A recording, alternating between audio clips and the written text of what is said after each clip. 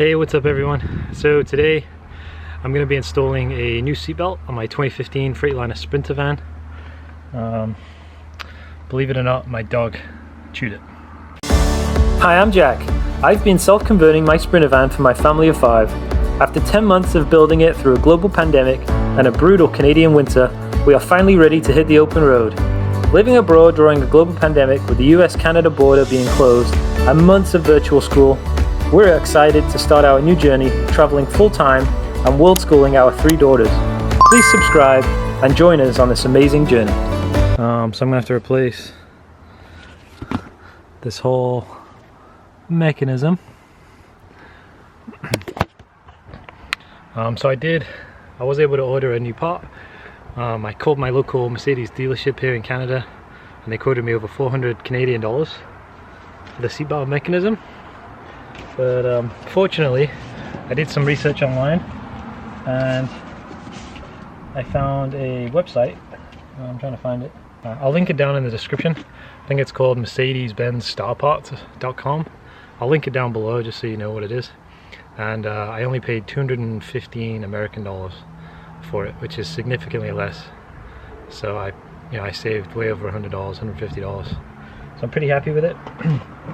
So you'll need this to replace it, obviously. And then I did buy a torque spit set for this. So under here, I think it's a T50 torque spit. Not too sure, I'll look in a sec. But you will need a torque spit to get this off. So I can leave this. There's nothing wrong with this, so that's gonna stay.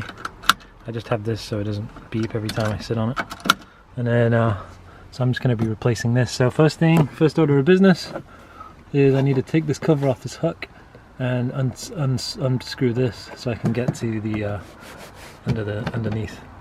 And I do have an overhead shelf in my van, so yeah, so this is what's holding that bracket up, but should be fine. So I'm going to take this off first.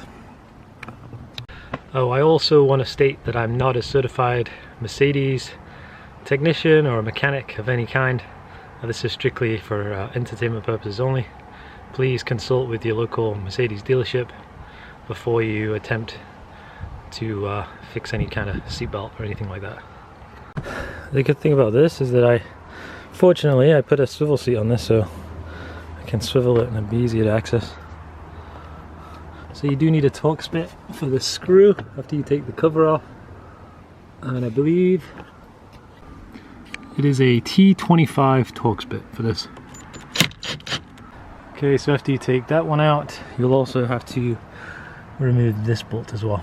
So you'll need a T45 torque spit for this.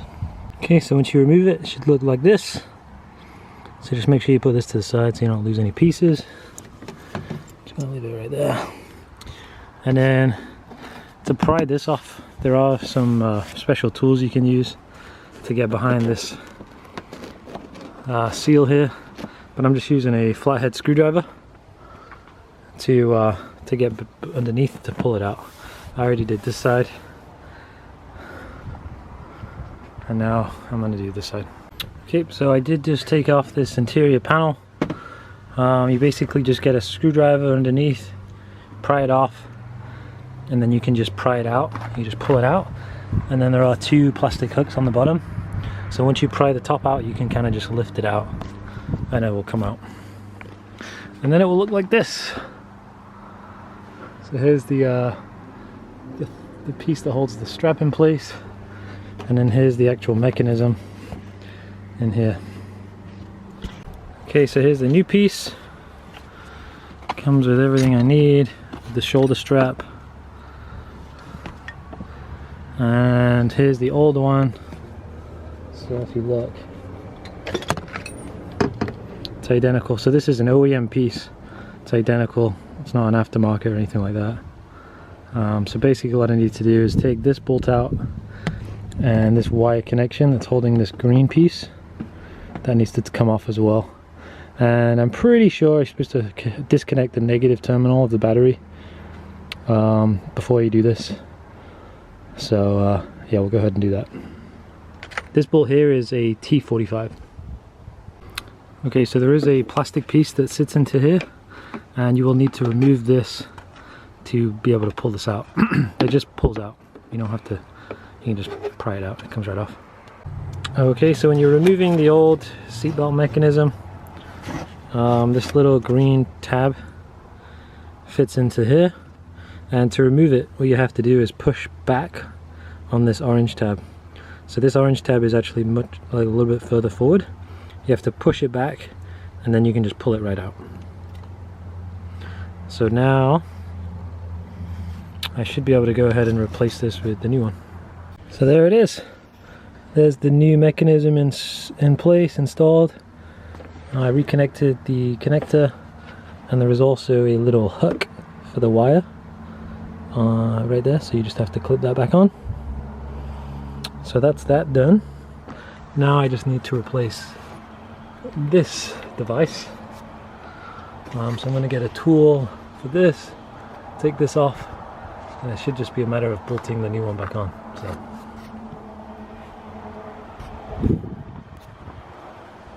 So yeah, I'm just going to take this off and then bolt the new one on. Okay, so for this bolt here, I'm using a 17mm socket to take this out. Okay, so here you can see, here's the new one, here's the old one.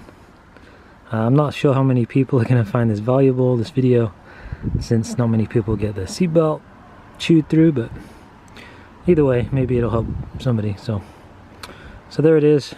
So now I just need to bolt this back into place. Just make sure you don't have anything kinked or anything twisted.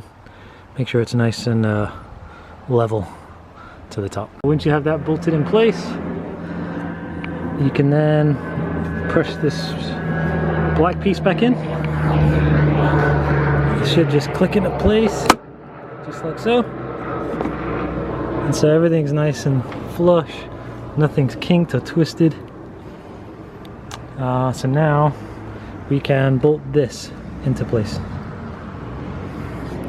So just use the bolt that it came with, or the that I took off, and bolt it back in. Now this is a T45 Torx bit that you'll need to tighten this up. So I'm just going to grab my T45. Okay, that's in place. Just make sure you have it nice and tight. And now I'm going to put the trim on. It's probably best to put the trim on first before we run this through the hole. And yeah, so let's put the trim on, run this through, and then we can attach this piece down here. So again, for the trim piece, it does have two plastic hooks on the bottom. So make sure you put those in place first, and then it should just snap into place. So there's two little holes down there for the hooks. Push those into place, and then it should just clip into place. These should just push into place. I don't know if you can see it, these things. They should just push in to these little slots on the side. Okay, so before we just clip this into place, I'm just running this through the top hole. And just remember, make sure there's no kinks or twists. And then I'm going to run this buckle through there as well before I put this into place. And we should be good to go. Alright, so once you have those bottom hooks in place, you kind of just have to work with it, and then we're going to have to run this plastic piece underneath this weather strip all the way around until it's nicely fit into place. Okay, so before I attach this trim piece, this buckle just keeps retracting back up into the hole, so I'm just going to bolt this down first, and then I can put the trim piece back on. And this is also a T45 Torx bit. Okay, so the new one just goes in like so, and you might have to fiddle around with it because this plastic trim piece kind of gets in the way. And then you just put this in there first, and it should just push into place. Okay, and then I just put the plastic tab piece back in there. That's nice and secure. And now we'll put this back. Just make sure you pull all the weather strip out before you try to push it in, because that'll stop it from going in all the way. Okay, so before you put this back into place, make sure, it's kind of hard to see, but this little, come on, focus. This little gray tab right here, this piece needs to go above this gray tab, like on top of it, and that's what'll go up and down. So if you ever have any questions or any doubts, just look on the opposite side. So I just looked on the driver's side, and this needs to go on top of that, not inside but on top. There's the trim piece. It's in nice and flush all the way down. So now I'm just gonna go ahead and screw it into place. So I'll put the bolt back in here, T25 Torx screw, and then I'll put this one back in as well, T45, which is this one, and that's pretty much it. Okay, so there it is. Everything works nicely. Brand new seatbelt. Everything works. This goes up and down, and I put it all nicely back together. Happy with that. Okay, so this is the part number for the seatbelt, and keep in mind my Mercedes or Freightliner is a 2015 Freightliner Sprinter. It's the 4-cylinder model, and this is the part number for mine. But just to make sure, before you do any work on it yourself, give Mercedes a call and make sure that you have the right part. Also, if you have any questions, please leave them down in the comments section below. I'll also link the website where I bought the seatbelt replacement from, and yeah, so yeah, please subscribe. Please smash that like button if you found this video helpful in any way, and hit the notifications bell, and I'll see you all in the next one. Bye. And in case you're wondering what kind of dog I have a Siberian Husky. So yeah, he chewed straight through the seatbelt.